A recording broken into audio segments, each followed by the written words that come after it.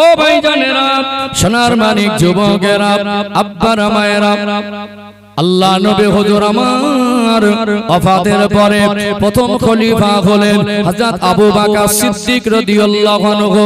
তিনি খেলাফত শাসন আমলে সময় অতিবাহিত করতে লাগলেন। আমার আল্লাহ আমার রাসূলুল্লাহর ওফাতের পরে হযরত আবু বকর সিদ্দিক রাদিয়াল্লাহু আনহুকে খুব বেশি দিন হায়াতে রাখেন নাই। তানার খেলাফত শাসন আমলের সময়কাল হলো 2 বছর 3 মাসের মতো। আল্লাহ নবীর ওফাতের পরে তিনি এই খেলাফত শাসন আমলের খেলাফতের দায়িত্ব নেওয়ার পরে জনগণ তাকে যখন খলিফা বানালেন, নিষ্ঠার সঙ্গে তিনি দায়িত্ব পালন করলেন। আল্লাহ নবীর অবর্তমানে আমার রাসূলুল্লাহর ওফাতের পরে তিনি আমার রাসূলুল্লাহর জায়গায় বসে তিনি খেলাফত শাসন আমলটাকে পরিচালনা করলেন। তিনি ইন্তেকাল হয়ে গেলেন। দ্বিতীয় খলিফা কে হবে? জনগণের সমর্থন পেয়ে আল্লাহ নবীর সাহাবী হযরত ওমর রাদিয়াল্লাহু আনহু তিনি খলিফার সিংহাসনে বসলেন। তিনি হলেন খলিফা। নবী আমার মাত্র 63 বছরের হায়াত পেয়েছিলেন। 40 বছর বয়সে আল্লাহ আমার আপনার নবীকে নবুয়ত দিয়েছিলেন। আমার আপনার নবী 40 বছর বয়সে নবুয়ত পেয়ে মক্কায় 13 বছর, মক্কায় 13 বছর, মদিনায় 10 বছর দিন প্রচার করেছেন। আল্লাহ নবী হিজরত করলেন। যখন মক্কা থেকে মদিনায় যাচ্ছেন আমার রাসূলুল্লাহর বয়স তখন 53 বছর। এই 23 বছরের খেদমতে আমার রাসূলুল্লাহর নূরের হাতে হাত দিয়ে ঈমানের কলেমা পড়ে মুসলমান হয়েছিলেন। আমার রাসূলুল্লাহর সাহাবার সংখ্যা হলো কম বেশি 1.5 লাখ সাহাবা। জোরে বলুন সুবহানাল্লাহ। এই 23 বছর ধরে আল্লাহ দয়াময় আমার আপনার নবী দয়ার নবীর উপরে কমপ্লিট কোরআনুল কারীম নাজিল করলেন।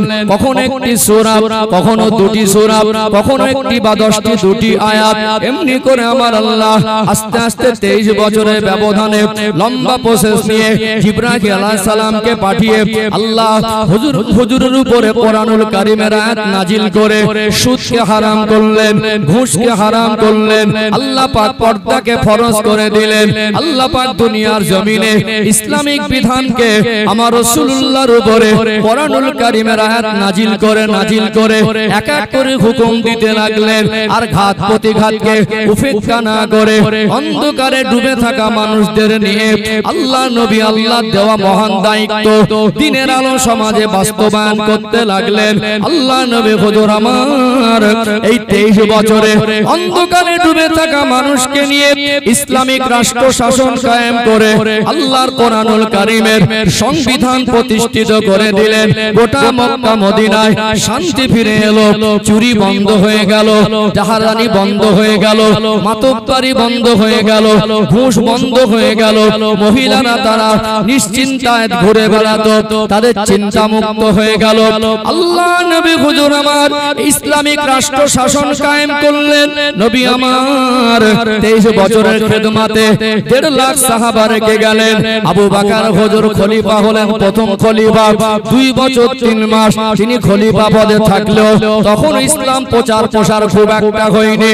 কিন্তু ওমর রাদিয়াল্লাহু আনহু হুজুর আমার খলিফার আসন নেওয়ার পরে আল্লাহ তাআলা কেমন হিকমত দিয়েছিলেন, আল্লাহ তাআলা কেমন জ্ঞান দিয়েছিলেন।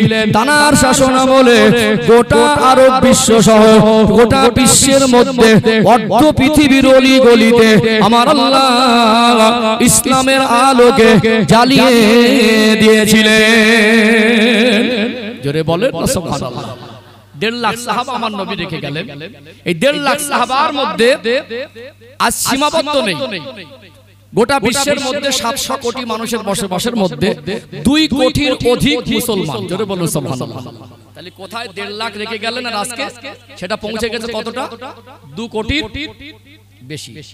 ওমর রাদিয়াল্লাহু আনহু শাসন আমলে এমন ভাবে তিনি শক্ত হাতে খেলাফত শাসনামল সামলাতে লাগলেন।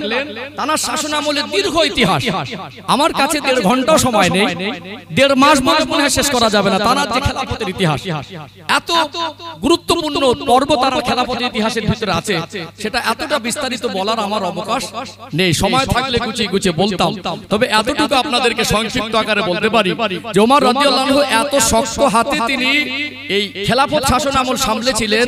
তার সময়ে ইসলাম বিরোধীরা কেউ দুঃসাহস করেনি ইসলামের বিরুদ্ধে গিয়ে কোনো একটা কথা বা কোনো একটা কাজ করবে, এত কড়া হাতে সামলেছিলেন। আল্লাহর নবী 4 জন খলিফার শানে চমৎকার 4টে কথা বলেছেন। খুতবার ভিতরে হাদিসটা অনেকে আপনারা শুনে থাকেন, মাঝে মাঝে শব্দগুলো আপনাদের পরিচিত মনে হবে। আল্লাহর নবী বলছেন যে আরহামু উম্মতি বি উম্মতি আবু বকর, অর্থাৎ আমার আবু বকর হলো আমার নরম দিলের মানুষ। পৃথিবীতে যা উম্মত আছে নবী বলছেন আমার উম্মতের মধ্যে আবু বকরের দিলটা হলো নরম দিল। জোরে বলো সুবহানাল্লাহ।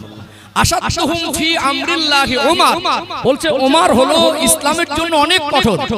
ওয়াসদাকুহুম হায়াআন উসমান, আমার উসমান হলো অতি নরম মনের মানুষ। ওয়াসদাকুহুম ওয়াকদাহুম আলী, বলছেন আলী হলেন ন্যায় বিচারক। এই 4 জন সাহাবার সামনে আল্লাহর নবী 4টে কথা বলেছেন। তো ওমর রাদিয়াল্লাহু আনহু তিনি ছিলেন ইসলামের জন্য অনেক কঠোর। তার শাসন আমলে কয়েকটা ভৌগোলিক ম্যাপের মানচিত্র মনে করিয়ে দেই, পরবর্তী প্রেক্ষাপট বোঝাতে সুবিধা হবে।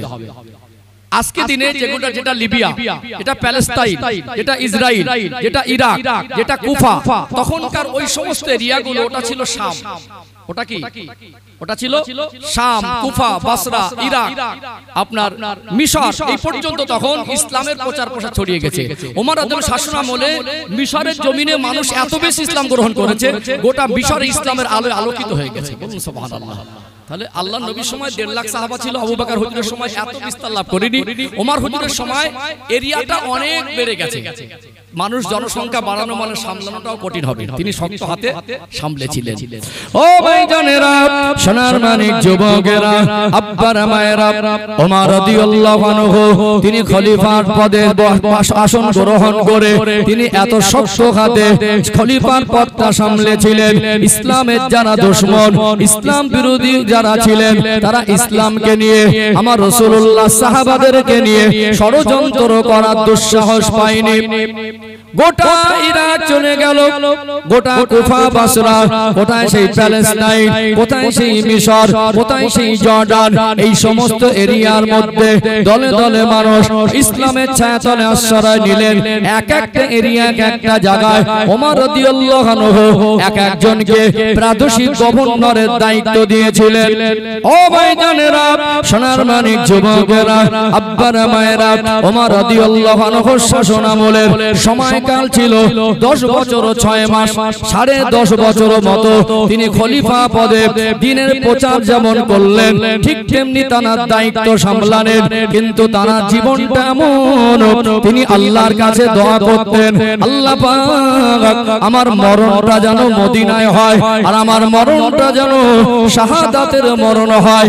দুনিয়াতে মানুষ মাত্র মরতে হবে, প্রত্যেকটা নফসকে মৃত্যুর স্বাদ গ্রহণ করতে হবে। মরণ অনেক রকম ভাবে হয়, কেউ অসুস্থ হয়ে মরে, কেউ দুর্ঘটনার কবলে মরে, কেউ আত্মহত্যা করে মরে, আবার কেউ দেখবেন ইসলামের জন্য জান দেয়। মরণ যত রকমেরই আছে, যেভাবে মানুষ মরণ, সব থেকে উত্তম মরণ হলো শাহাদাতের মরণ। তিনি আল্লাহর কাছে বলতেন, ও রব্বুল আলামিন, আল্লাহ আমি ওমর, আমার শাহাদাতের তামান্না, আল্লাহ আপনি আমার মরণটা যেন শহীদি মরণ দেন, আল্লাহ আমার মরণটা যেন মদিনায় হয়। ওমর রাদিয়াল্লাহু আনহুর কলিজার টুকরা তানারই সন্তান, যার নাম হলো আব্দুল্লাহ, হযরত আব্দুল্লাহ ইবনে ওমর রাদিয়াল্লাহু আনহু বলতেন, আব্বা জান আপনি হলেন খলিফা, আপনাকে যদি শাহাদাত বরণ করতে হয়, শাহাদাতের মওতের দোয়া চান তাহলে কোনো না কোনো জালেমের বিরুদ্ধে গিয়ে আপনাকে যুদ্ধে অংশগ্রহণ করতে হবে। এখানে মদিনা থেকে আপনাকে বাইরে যেতে হবে, তাহলে আপনার শহীদি মরণ হবে। আব্বাজান আপনি দুটো দোয়া চাইছেন, একটা মরণ চাইছেন মদিনায়, আবার বলছেন শাহাদাতের মরণ। আমি আব্দুল্লাহ হিসাব মেলাতে পারছি না, এমনটা মনে হয় সম্ভব নয়। দোয়া কবুল করার মালিককে ওমর রাদিয়াল্লাহু আনহু ইন্তেকালের বিষয়টা একটু সংক্ষিপ্ত আকারে আপনাদের কাছে তুলে ধরি। হযরত ওমর রাদিয়াল্লাহু আনহু তিনি ছিলেন খলিফা, মদিনা মসজিদে নববী শরীফের ইমাম। হযরত ওমর রাদিয়াল্লাহু আনহু তিনি ইমামতির জায়গায় দাঁড়াতেন, তিনি ইসলামের আইনটাকে কঠোর হাতে সামলাতেন। একটা সময় দেখা গেল আল্লাহ নবীর একজন সাহাবীর একটা দাস ছিল, যার নাম হলো আবু লুলু। ওই আবু লুলু যে ছিল পারস্যের মানুষ, সে ছিল অগ্নি উপাসক, মুসলমান ছিল না, খঞ্জর বারণে পারদর্শী ছিল। অর্থাৎ ওমর রাদিয়াল্লাহু আনহুর কাছে একদিন ওই আবু লুলু নামক অগ্নি উপাসক, এই আবু লুলু মাজুসি, ওমর রাদিয়াল্লাহু আনহুর কাছে তার মনিবের জন্য একটা অভিযোগ এসেছিল। ও খলিফাতুল মুসলিমিন, আমার উপরে আমার মনিব কর বেশি ধার্য করে, অর্থাৎ আমার উপরে আমার মনিব মাসে মাসে একটা কর ধার্য করে। ওমর রাদিয়াল্লাহু আনহু বললেন, আপনি কি কাজ করেন? ওই সময় তিনি বললেন, আমি কাঠের মিস্ত্রির কাজ করি আর খঞ্জর বানানো কাজ করি। তখনকার দিনে এখন যারা এই যে আপনার বর্তমান সমাজে ইসরায়েল আর ইরানের যুদ্ধ হলো, গোটা বিশ্ব দেখেছে, ওর বিস্তারিত আলোচনা যাচ্ছে না সময় সংক্ষেপ। যেভাবে আল্লাহ ইসলাম আলাদের আরেকবার বিশ্বের কাছে মাথা উঁচু করে দিয়েছে, গোটা বিশ্বের মধ্যে যে মনে করে আমি দাদা, গোটা বিশ্বের মধ্যে যে দুটো দেশ নিজেদেরকে শক্তিশালী মনে করে, এই দুটো দেশ একত্রিত হয়েও ইমানি পাওয়ারের কাছে পরাজিত হয়েছে। আমার অজের একটা পর্ব আছে, অজের একটা বিষয় ভিত্তিক আলোচনা আছে, ইমানি শক্তির ঊর্ধ্বে পৃথিবীর কোনো শক্তি নয়। আমার এই বক্তব্য যারা যদি কোনোদিন আপনি সোশ্যাল মিডিয়া সার্চ করেন পাবেন যে ইমানি শক্তি কেমন পর্যায়ের হয় আর ইমান ওয়ালাদেরকে আল্লাহ কেমন ভাবে বিজয় দান করেন, এটা বিশ্বের কাফেরদের চিন্তার বাইরে। ওদের চিন্তা চেতনা, ওদের চক্রান্ত যেখানে শেষ হয়, ওখান থেকে আল্লাহর নেককার ইমানদার মোমেনদের বিজয়ের সূচনা করে দেয়। জোরে বলুন সুবহানাল্লাহ। আজকে গোটা বিশ্ব দেখেছে, আজকে গোটা বিশ্ব দেখেছে, আজকে বিশ্বে যারা মানে এই যুদ্ধস্ত্র বানানোয় পারদর্শী, তাদের একটা মান সম্মান আছে না? আছে না? আজকে এই নিউক্লিয়ার পরমাণু বোমা নিয়ে যারা গবেষণা করছে, আরে যুদ্ধ বাধার তো পরিস্থিতি উদ্দেশ্য তো ওটা, যাতে ইরান পরমাণু শক্তিধর দেশ না হয়ে উঠতে পারে, তারা যাতে পরমাণু বোমা না বানাতে পারে। এই জন্য তো ওই চক্রান্ত করে ওদেরকে দাবিয়ে দেওয়ার চেষ্টা করেছে। অর্থাৎ ঠিক তখনকার সময়ে খঞ্জর বানানো পারদর্শী এই আবু লুলু অগ্নি উপাসক মুসলমান ছিল না। যখন ওমর রাদিয়াল্লাহু জিজ্ঞাসা করলেন যে আপনি এই কাজ করেন, তিনি বিবেচনা করে দেখলেন যে আপনার মনিব আপনার উপর জুলুম করেন, আপনি যা কাজ করেন আপনার উপরে যে কর ধার্য করা হয়েছে এটা অযৌক্তিক নয়, বরং আপনার জন্য এটা বেইনসাফিও নয়। কিন্তু সে ছিল অগ্নি উপাসক, এই জিনিসটা তার পছন্দ হয়নি। অনেক সময় কি হয়, সত্য কথাও অনেকে সহ্য হয় না। একটা অন্যায় করবে কিন্তু সাপোর্ট দিলে খুশি হয়, বিচারের ময়দানে গিয়ে সত্য কথাটা বললে অনেক সময় নিজের মানুষও তার কাছে দুশ্মনের মানে দুশ্মন হয়ে যায়, এরকম একটা পরিস্থিতি হয়। তো ঠিক এটা আপনার সিচুয়েশন, ওর মনে একটা ওমর হুজুরের জন্য ক্ষোভ তৈরি হয়েছিল। ও ভাইজানেরা, সোনার মানিক যুবকেরা, আব্বারা মায়েরা, ওমর রাদিয়াল্লাহু আনহু তার তো দুনিয়ায় কোনো সিকিউরিটি ছিল না। আজকে বর্তমান দেশের প্রধানমন্ত্রী, মুখ্যমন্ত্রী, আমাদের দেশের নেতাদের যে পরিমাণে সিকিউরিটি থাকে, ওমর রাদিয়াল্লাহু আনহুর জীবনটা এমন ছিল, নিশ্চিন্তায় মরুভূমির একটা খেজুর গাছের তলায় ছোট্ট একটা পাতলা চাটাই বিছিয়ে তিনি আরামের ঘুম ঘুমাচ্ছেন। বিদেশ থেকে অনেক রাজারা তারা দেখা করতে আসতো, অনেক সৈন্য সামন্ত সিকিউরিটি নিয়ে আসতো। মদিনার জমিনে তিনি খলিফা পদে খলিফা পদে আসন গ্রহণ করে গোটা মুসলিম জাহানকে পরিচালিত করছেন। তার সুনাম অর্ধ পৃথিবীতে ছড়িয়ে গেছেন। মনে করলেন তার না জানি কত সিকিউরিটি আছে, অন্য অন্য দেশের প্রভাবশালী রাজা যারা দেখা করতে এসে কখনো দেখেছেন ওমর রাদিয়াল্লাহু আনহু ছোট্ট একটা পাতলা বিছানা বিছিয়ে মরুভূমিতে একটা খেজুর গাছের ছায় নিশ্চিন্তায় ঘুমাচ্ছে। নেতা যেমন নেতা হয় যিনি অর্ধ পৃথিবী শাসন করছেন, তার কোনো সিকিউরিটি নেই, তার জীবনে কোনো ভোগ বিলাস নেই, তার জীবনে কোনো বিলাসিতা নেই। তিনি যে একটা চেটাই বিছিয়ে নিশ্চিন্তায় একটা খেজুর গাছের ছায়ায় উইদাউট সিকিউরিটি ঘুমাতে পারে, তখনকার সময় রাজা বাদশারা আশ্চর্য হয়ে যেতেন। সেই ওমর রাদিয়াল্লাহু আনহুর বিরুদ্ধে তার মনে একটা ক্ষোভ তৈরি হয়েছিল। ওই অগ্নি উপাসক আবু লুলু নামক ওই ব্যক্তির তার মনে হলো যে ওমর রাদিয়াল্লাহু আনহুকে আমি আঘাত করব। অন্ধকার রাতে মদিনার মসজিদে নববী শরীফের মেহরাবের জায়গায় গিয়ে একটা ধারালো খঞ্জর বানিয়েছিলেন, যার দুই দিকে ধারালো, মাজায় বাটি দিয়ে ধরা অত্যন্ত ধারালো অস্ত্র। সে নিজে যেহেতু পারদর্শী ছিল, বিষাক্ত বিষিয়ে 1 মাস ডুবিয়ে রেখেছিল। এই ছুরি দিয়ে যদি খঞ্জর দিয়ে কাউকে আঘাত করা হয়, বিষের প্রক্রিয়া গোটা শরীরে ছড়িয়ে পড়বে। তখন এত উন্নত চিকিৎসা ছিল না, মানুষ যাতে মারা যায়। এই উন্নত মানের ধারালো খঞ্জর নিয়ে আবু লুলু নামক ব্যক্তি ওই মসজিদে নববী শরীফের মেহরাবের এক কোণায় লুকিয়েছিল। তখন তো ইলেকট্রিক কারেন্টের ব্যবস্থা ছিল না। গোটা মসজিদে নববী শরীফে ফজরের ওয়াক্তে হয়তো বা একটা বা দুটা একটু বাতি জ্বালানো হতো, আলো জ্বালানো হতো। তিনি ইমামতির জায়গায় ফজরের ওয়াক্তে দাঁড়িয়ে গেলেন। প্রথম রাকাত নামাজ শুরু করলেন, দ্বিতীয় রাকাতে সূরা ফাতিহা পড়লেন। এমন সময় আবু লুলু নামক ব্যক্তি মেহরাবের ভিতরে লুকিয়েছিল ধারালো অস্ত্র নিয়ে। ওমর রাদিয়াল্লাহু আনহুর শরীরে অতি সজোরে কয়েকবার আঘাত করতে লাগলো। গোটা শরীরে 6 জায়গায় মতো আঘাত হয়েছিল, কিন্তু তলপেটে নাভি বরাবর এতটা বেশি আঘাত হয়েছিল, পেটের ভিতরের যে নারীর অংশগুলো কিছুটা বেরিয়ে এসেছিল। মসজিদে নববী শরীফের মেহরাবের জায়গাটা, নামাজের মুসাল্লাটা ভিজে গেল। ওমর রাদিয়াল্লাহু আনহু তিনি আর ইমামতির জায়গায় দাঁড়িয়ে থাকতে পারলেন না, আর কেরাতটাকে আগে বাড়াতে পারলেন না। ওই নামাজের মুসাল্লায় ওখানে ঢলে পড়লেন। একজন সাহাবী পিছন থেকে গিয়ে ইমামতির জায়গায় দাঁড়িয়ে গেলেন, যেহেতু ফরজ নামাজ। ও ভাইজানেরা, সোনার মানিক যুবকেরা, আব্বারা মায়েরা, ওমর রাদিয়াল্লাহু আনহু তিনি যখন নামাজের মুসাল্লায় ঢলে পড়েছেন, নামাজ শেষ করবে, কিন্তু আবু লুলু এ ছিল উপাসক, এ ছিল মাজুসি। তখন ওই সাহাবীদের ভিড়ের মাঝ থেকে ঠেলে ঠেলে পার হতে লাগলো।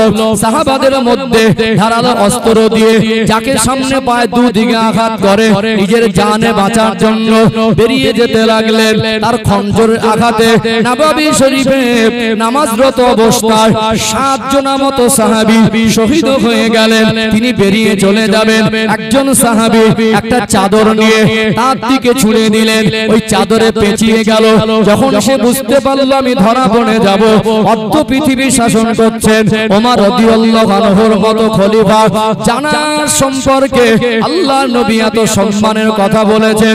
জানার শানে আমার আল্লাহ কোরআনুল কারীমে একাধিক আয়াত নাজিল করেছেন।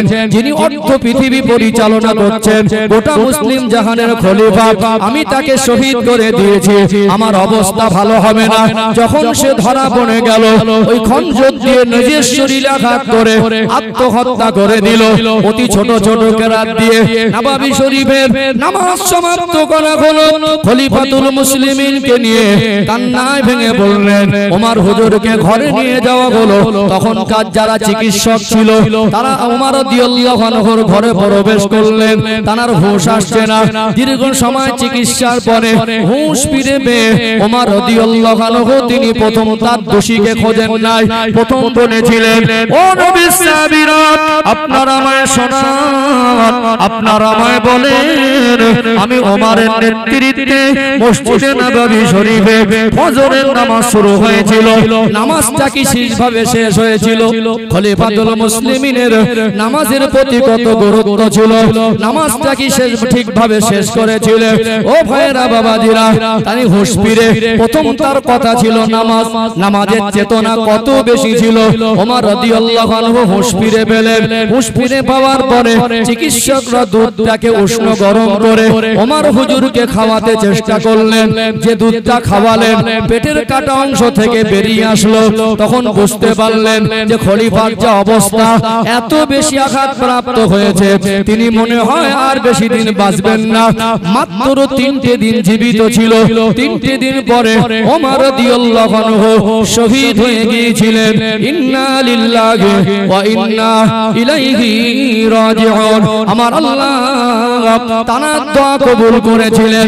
তিনি একজন অন্য ধর্মাবলম্বী অগ্নি উপাসক মাজুসির আঘাতে তিনি যেমন শহীদ হলেন, আর আমার আল্লাহ মদিনার জমিনে তাকে মৃত্যু দান করলেন। জোরে বলুন সুবহানাল্লাহ।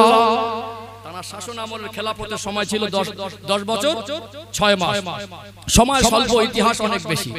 তোমার রাদিয়াল্লাহু আনহু শাহাদাতের পরে কে খলিফা হবে, জনগণ প্রস্তাব দিল খলিফা হবার যোগ্যতা উসমান রাদিয়াল্লাহু আনহু আছে। এনাদের সম্মান মর্যাদা বয়ান করতে গেলে অনেক লম্বা টাইমের দরকার। তো উসমান রাদিয়াল্লাহু আনহু নরম মানুষ, ওয়াস্তাকুহুম হায়ান উসমান। আল্লাহর নবী বলছেন আমার উসমান হলো নরম মানের মানুষ, মানে তিনি অত্যন্ত অতি নরম মেজাজ। অর্থাৎ এই উসমান রাদিয়াল্লাহু আনহুর শাসন আমল ছিল 11-12 বছর। কত বছর? 11-12 বছর। ওমর হুজুরের সময় কেউ ইসলামকে নিয়ে চক্রান্ত করার দুঃসাহস পায়নি, কিন্তু উসমান হুজুরের সময় মুনাফিকরা ইসলামের ক্ষতি করার জন্য তাদের সর্বরকম চেষ্টা চালিয়েছে। একটা কথা আপনারা শুনেছেন, ইসলামের ক্ষতি কাফেররা যা করেছে তার থেকে মুনাফিকরা বেশি করেছে। মুনাফিক কারা? টুপি মাথায় পরে, নামাজ পড়ে, মুখে কলেমা পড়ে, কিন্তু তারা মন থেকে ইসলাম মানে না। তারা মুসলমান সেজে তাদের কর্মকাণ্ড হয় ইসলাম বিরোধী। ইয়ামান একটা দেশের নাম আছে না, ইয়ামানে একজনের জন্ম যার নাম হলো আব্দুল্লাহ ইবনে সাবা, যার নাম হলো আব্দুল্লাহ ইবনে সাবা। এ ওমর হুজুরের সময় থেকে চিন্তা করতো যে ইসলামকে কিভাবে ধ্বংস করা যায়। তথা ইসলামকে ধ্বংস করব কি করে, ওমর হুজুরের সময় সাহসে কুলায়নি। যে উসমান রাদিয়াল্লাহু আনহু খলিফা পদে বসলেন, তিনি দেখলেন এই নরম মনের মানুষ, এই নরম মেজাজটাকে কাজে লাগাতে হবে। তাহলে আমি তো ইহুদি, আব্দুল্লাহ ইবনে সাবা ইহুদি, যার জন্ম হলো ইয়ামানে। অর্থাৎ আমার সরাসরি তাদের বিপক্ষে গিয়ে অস্ত্র শস্ত্র নিয়ে সৈন্য তৈরি করে আজ গোটা এরিয়াতে আরব বিশ্বে ইসলাম ছড়িয়ে গেছে। তাদের মোকাবেলা করার ইমানি শক্তির সাথে মোকাবেলা করার সাহস আমাদের নেই। তাহলে হাতে না মেরে ভাতে মারতে হবে। সে দেখলো আমাকে মুসলমান সাজতে হবে।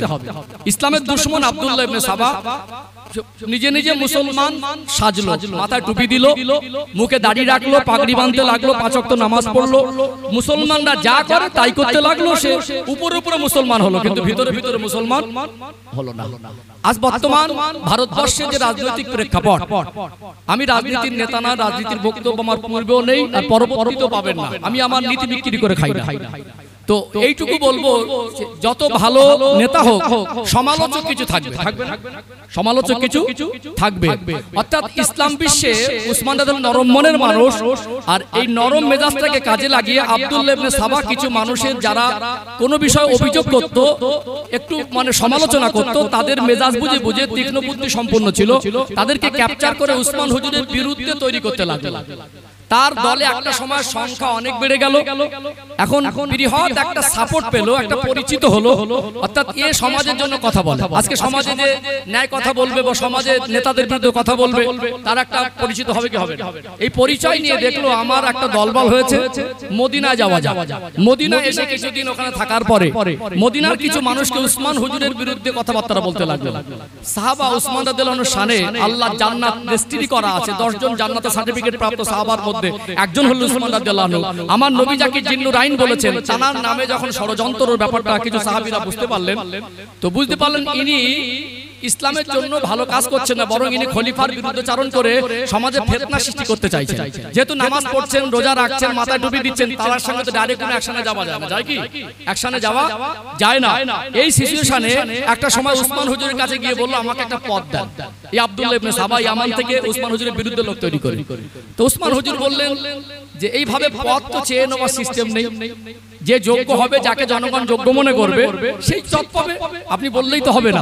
একটা সময় যখন পদও দিল না, ও ওখানে এত অশান্তির একটা প্ল্যাটফর্ম তৈরি করতে লাগলো, মদিনার মানুষকে তাড়িয়ে দিল।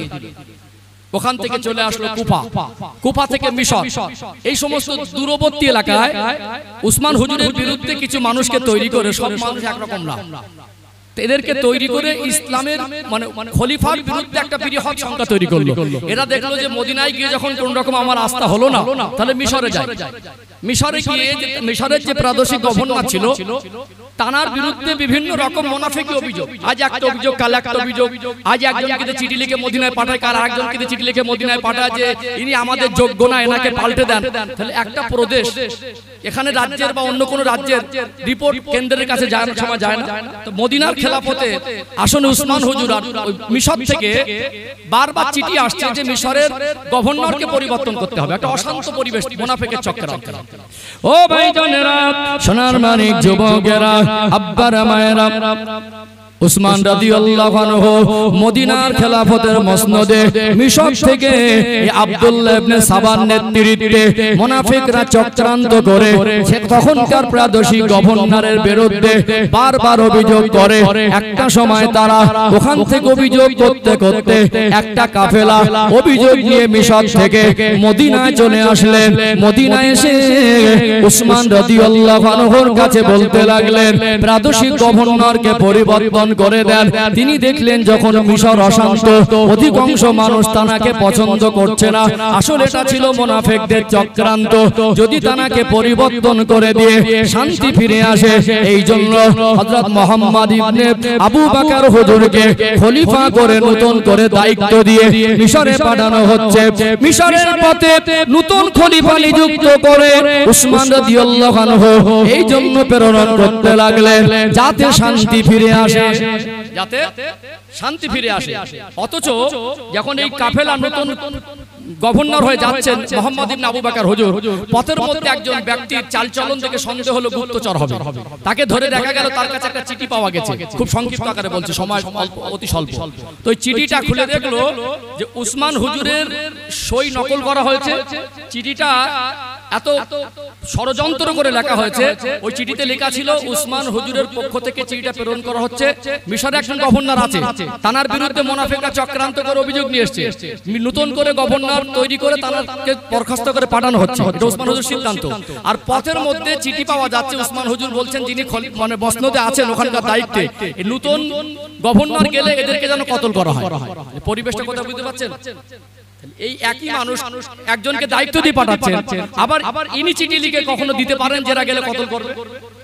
বিষয়টা জটিল মনে বুঝতে পারেন। আরেকবার বলবো, উসমান হুজুর এই মিশরের মানুষ যখন অভিযোগ নিয়ে আসলো গভর্নর চেঞ্জের জন্য, মুহাম্মদ ইবনে আবু বকর হুজুরকে নতুন গভর্নর করে পাঠাচ্ছেন, তাহলে সমস্যা মিটে যাবে, অভিযোগ থাকবে না, নতুন দায়িত্ব পাকেও।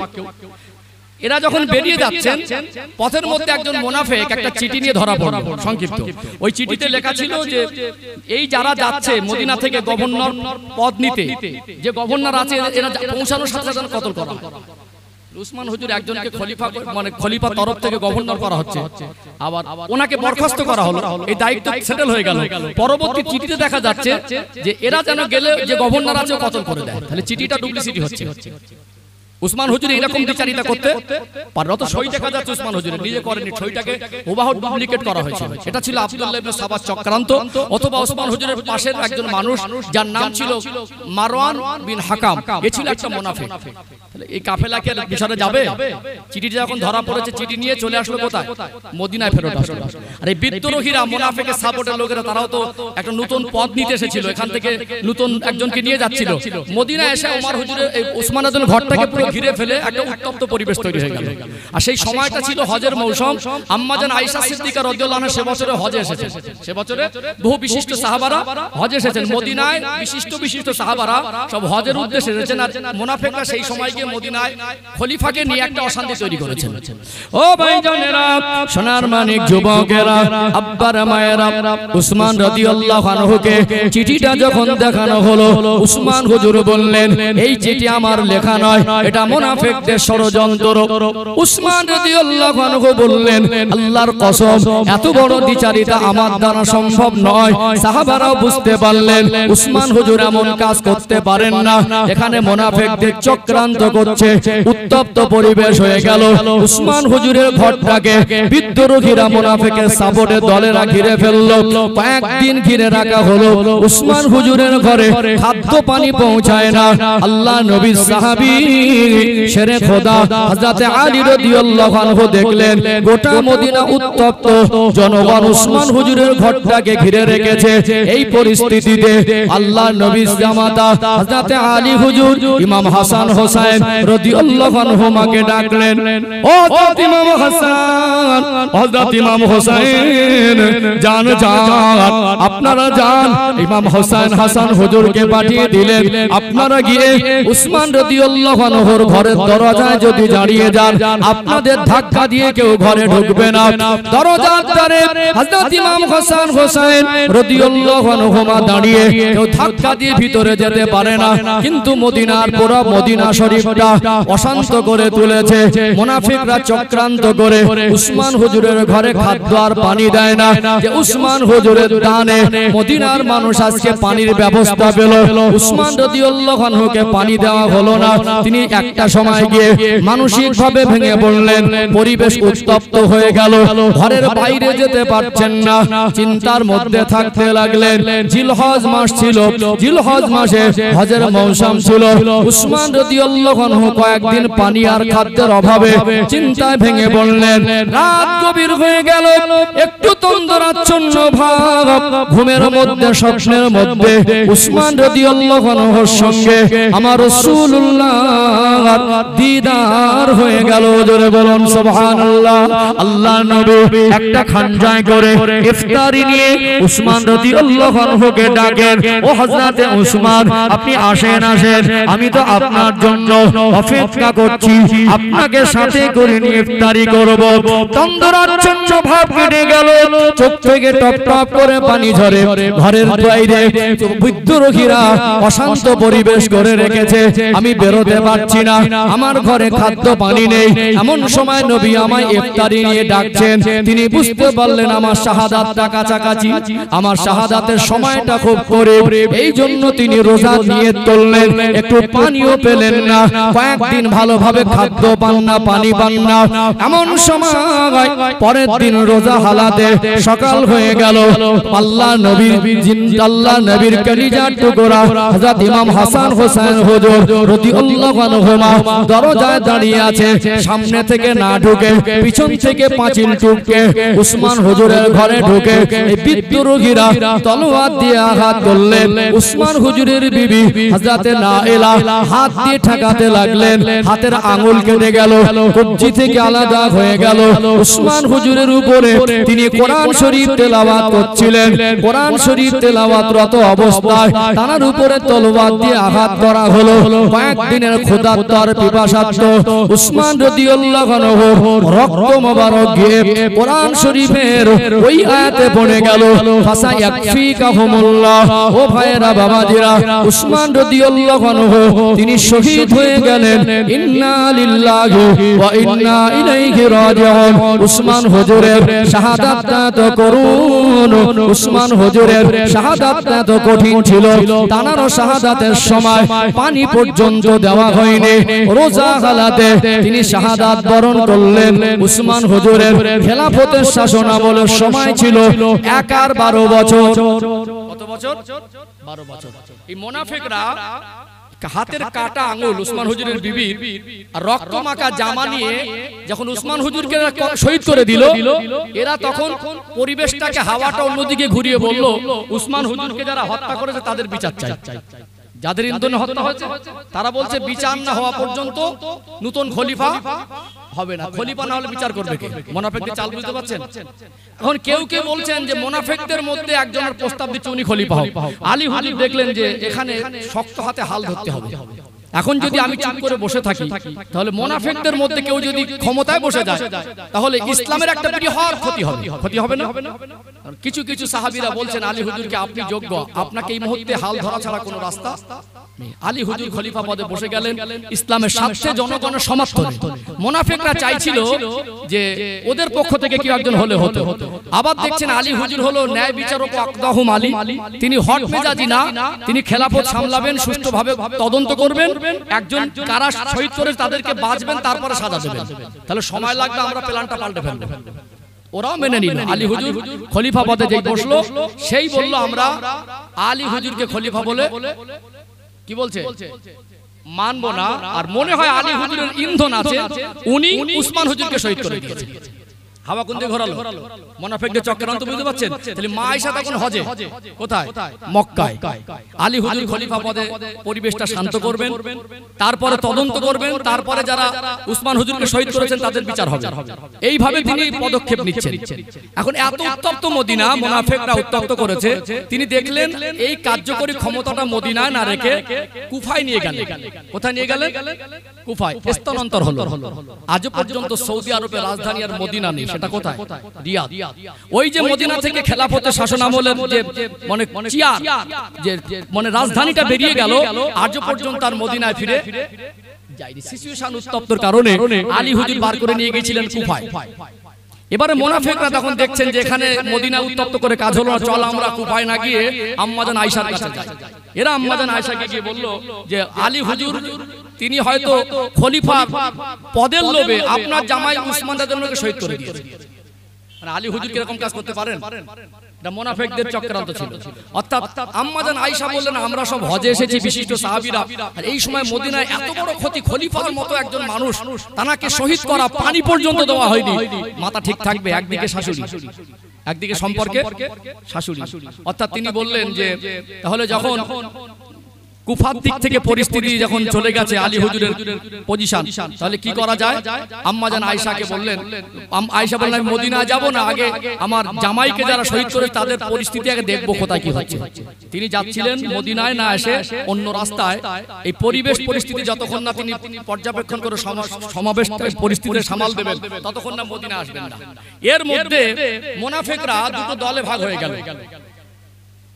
আম্মাজানের বিরুদ্ধে কাছে গিয়ে আলী হুজুরের বিরুদ্ধে কথা বলছে। আলী হুজুর বুঝতে পারলেন, তিনি বললেন মুনাফিকরা চক্রান্ত করছেন, আমি মা আয়েশার সঙ্গে গিয়ে ডাইরেক্ট কথা বলবো। একটা জায়গায় গিয়ে মুখোমুখি হলেন, একদল মুনাফিক আলী হুজুরের দিকে, একদল মুনাফিক মা আয়েশার দিকে। এই সময় দিনের বেলা চুক্তি হয়ে গেল যে ঠিক আছে আমরা মদিনায় ফিরে যাব, এই পরিবেশ সবকিছু বিচার হবে। আম্মাজানকে সব বোঝালেন আলী হুজুর। কিন্তু রাতের বেলা মুনাফিকরা দুটো ভাগ হয়ে গিয়ে এদিকের মুনাফিকরা আলী হুজুরের দিকে তীর মারছে, আর আম্মাজানের দিকে যারা ছিল তারা বুঝতে পারছে তো আমাদের দল। আর আলী হুজুরের দিকে আম্মাজানের দিকে, আর আম্মাজানের দিকে মুনাফিকরা আলী হুজুরের দিকে তীর মারছে। রাতে হঠাৎ তীরের বর্ষণ। ওই রাতে এত কঠিন যুদ্ধ হলো, 12,000-এর মতো সাহাবা শহীদ হয়ে গেল। বুঝতে পারছেন? মা আয়েশা নিজে নেতৃত্ব দিচ্ছিলেন ঘোড়ার পিঠে। উসমান রাদিয়াল্লাহু শাহাদাতকে কেন্দ্র করে মুনাফিকদের চক্রান্তটা গভীর হয়েছিল। আলী হুজুর গিয়ে উটের পা কেটে যুদ্ধ থামিয়েছিলেন। এই জন্য যুদ্ধের নাম হলো জঙ্গে জামাল। কি যুদ্ধ? জঙ্গে জামাল। কোন কোন জায়গায় এসেছে আরো বেশি শহীদ হয়েছিল কোন কোন কিতাবে। এই জঙ্গে জামাল হলো নিজের ভিতরে না মা আয়েশার দোষ না আলী হুজুরের দোষ, এটা মুনাফিকদের চক্রান্ত। আলী হুজুরকেও এই একজন খারিজিদের মধ্যে আব্দুর রহমান ইবনে মুলজিম কুফার মসজিদে ফজরের নামাজের ওয়াক্তে তাকে নামাজ পড়াতে যাওয়ার সময় শহীদ করেছিল। আলী হুজুরের খেলাফত শাসন আমল ছিল 4 বছর 5 মাস। 4 বছর 5 মাস। আলী হুজুরের সঙ্গে আমিরে মুআবিয়া হুজুরের একটা যুদ্ধ হয়েছিল। যুদ্ধের নাম হলো সিফফিনের যুদ্ধ। জঙ্গে জামাল আর জঙ্গে সিফফিনে প্রায় আপনার 60 আর 20 80,000-এর মতো মুসলমান শহীদ হয়েছে। তাহলে মুনাফিকরা ক্ষতি বেশি করেছে না কম করেছে? দুজন খলিফা, তখন খেলাফত শাসন আমল, এই সময় মুনাফিকরা চক্রান্ত করেছে। অর্থাৎ একটা সময় গিয়ে আর 4 খলিফা চলে গেলেন, হিসাবটা মিলিয়ে দেই, সময় তো হয়ে আসছে, সময় কম। আবু বকর হুজুরের 2 বছর 3 মাস, হযরতে ওমর রাদিয়াল্লাহু 10.5 বছর, তাহলে 10 আর 12 বছর, 6 আর 3 9 মাস। উসমান রাদিয়াল্লাহু 1 আর 12 বছর, 24 বছর 9 মাস। আলী হুজুরের 4 বছর 5 মাস, 24 আর 4 18 বছর, 9 আর 5 14, তাহলে 29 বছর প্লাস 29 বছর প্লাস 29 বছর 2-3 মাস মতো। আর আলী হুজুরের পরে হাসান রাদিয়াল্লাহু 6 মাস। টোটাল এই 5 জনের 30 বছর বছর। কজন?